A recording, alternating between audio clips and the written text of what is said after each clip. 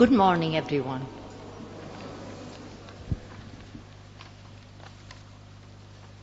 I'm shaking here this morning, not that I have won 50,000 euros, but I'm nervous because I'm not used to giving a talk. I was knackered last week and asked if I would come and speak to the people in Mount Argus and to thank them for all they have done for us on the missions. So here I am. My name is Sister Leonie O'Callaghan, and as Father has just mentioned, I come from the rebel county.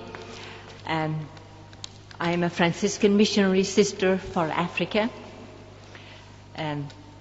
So I am very happy to be with you this morning and to tell you a little bit about my congregation.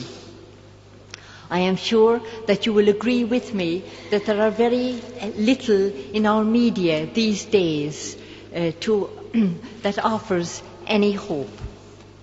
So I'm hoping this morning to give you a little good news and encouragement. We're a small congregation. We began in Uganda in 1903 and was started by Mother Kevin Carney from Arklow.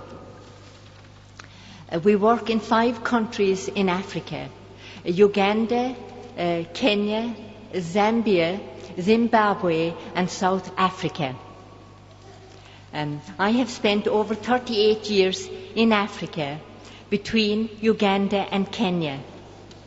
And as you might expect, during that time, I saw very many changes. I was involved in teaching while in both places. And as a teacher in Africa, I have found the African children intelligent, talented, friendly, and very eager to learn. Those who manage to find a place in school are generally very grateful for what is in Africa a privilege unknown to so many millions. I always experienced the pupils as interested and a delight to teach. Not that they were angels, by no means, but almost all have suffered privation and suffering from sickness and poverty,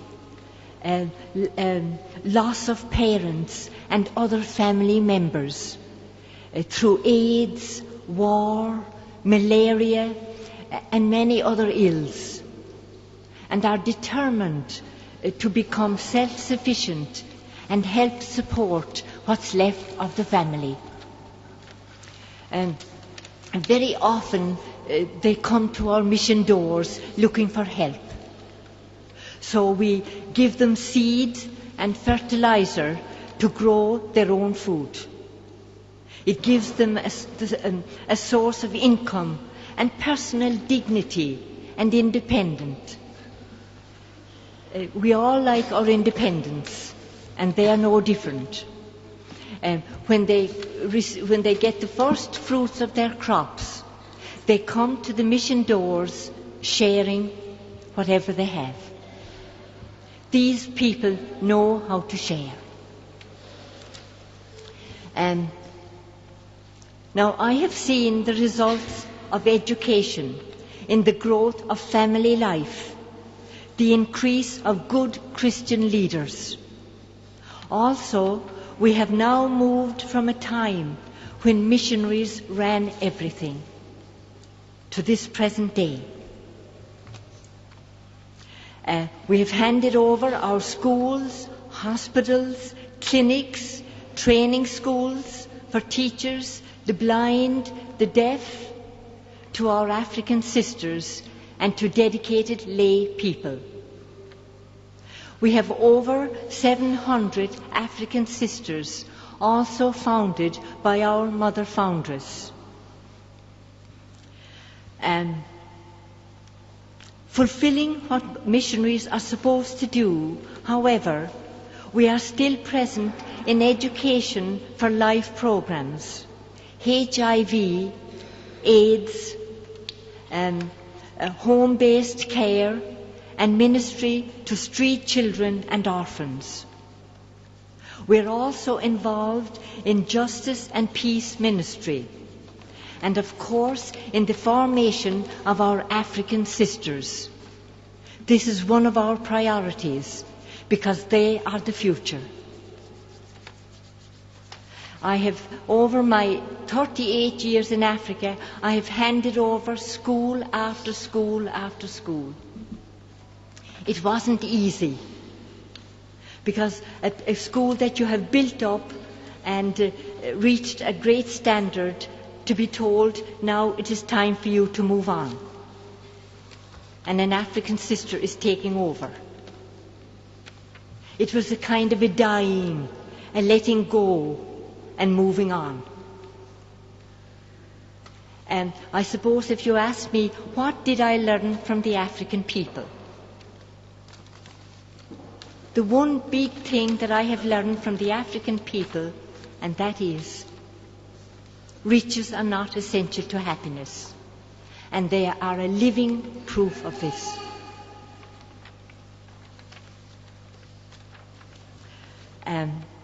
Now, the main and most important reason we go to other lands is to bring the message of good news and hope through the message of the gospel. This is our main reason. And again, I have seen how the gospel has been accepted and rooted in the people I have worked with. Despite the incredible hardships and problems they face, they draw strength and faith in a loving God they have come to love and trust. I remember one evening, and an evening that I will never forget. We had a terrible drought in Africa, and the people gathered in flocks and sat under a mango tree for 24 hours every day. And one evening I went down because I had got a phone call to say the food would be delayed because the lorries had broken down on such bad roads full of potholes, dry riverbeds. Oh, terrible. And I said to the people, there is no point in sitting here because the food won't come for another few days. And they looked at me and said, Sister, Shauri ya Mungu. That means it's all in God's hands. What are you worried about? We're trusting in divine providence. I went up to the convent and into the chapel, and I could hear the Lord saying to me, "O you of little faith." They had the faith, and here I was panicking. Now, on behalf of the people I have worked with, I want to say a big thank you to all of you who are part of this development and progress. Without your continued support, concern and prayer over many years, none of this would have happened. So I'm here this morning again, and I feel, to be honest with you, like a little beggar woman, asking once again for your support. I have left envelopes around the seats, and I have also left literature at the back of the church. So if you would like to continue to support us in our work and in your work too, because we are all in the missionary endeavour together. Together we are building God's kingdom. Feel free. Put whatever you can afford into the envelope and leave it in the basket as you go out of church. And finally, a very special word of thanks to Father Ignatius for his warm welcome here this morning, and to the beautiful choir which enhances our liturgy. Really, they are wonderful.